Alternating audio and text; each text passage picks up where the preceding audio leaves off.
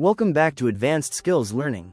When teams complain that their RAG system is slow, the instinctive response is usually to blame the model. But in practice, latency in RAG pipelines almost never comes from a single component. It's the accumulation of many small delays across retrieval, networking, prompt construction, and generation. In this video, we'll break down where time is really lost in RAG pipelines, and more importantly, how to get it back. Let's start with why latency matters so much.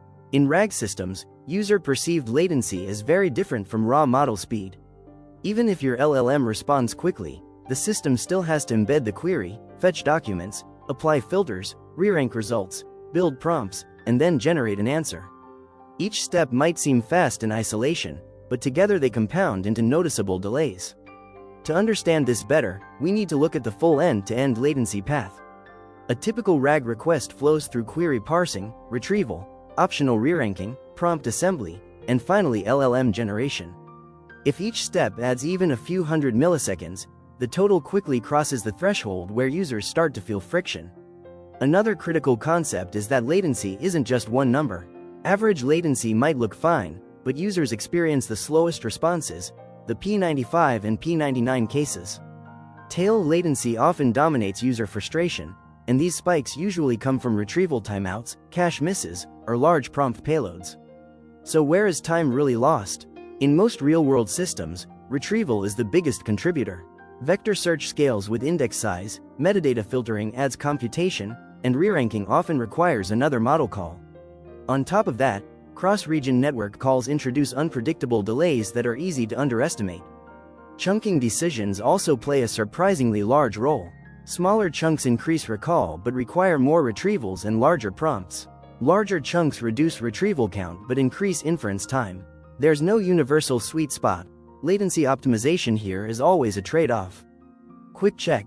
2 seconds. What usually dominates RAG latency? A. Embedding generation. B. Vector retrieval. C. Model temperature.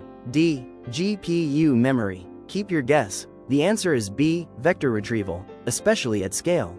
Now let's talk about LLM inference latency. Model size matters, but token count matters more.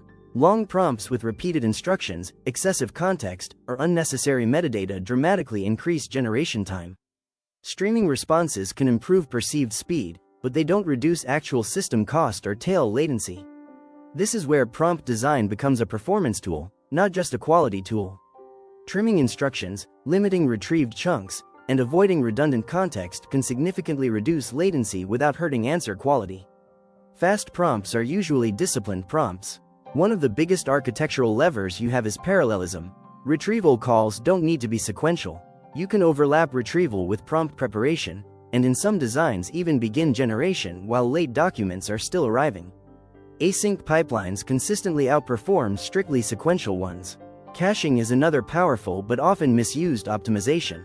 Full query caching works for repetitive workloads, but even partial caching, like reusing embeddings or cached retrieval results, can dramatically cut latency.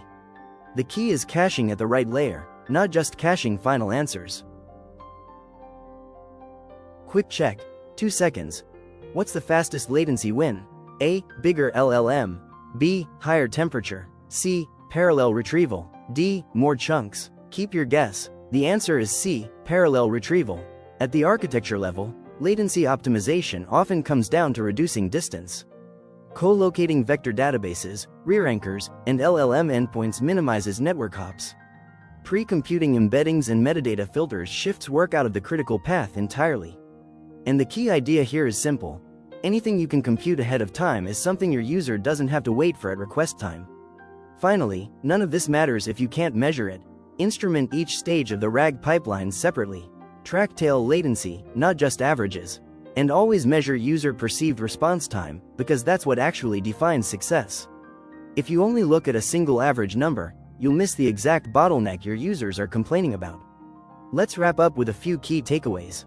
Latency in RAG is cumulative, not singular. Retrieval dominates most systems. Parallelism and prompt discipline are your biggest levers. Optimization without measurement is just guesswork.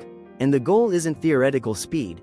It's making the system feel fast to the person waiting for the answer. Thanks for watching. If this video helped, like the video and subscribe to Advanced Skills Learning for more Gen AI explainers, practical architectures, and quick quizzes to test your understanding.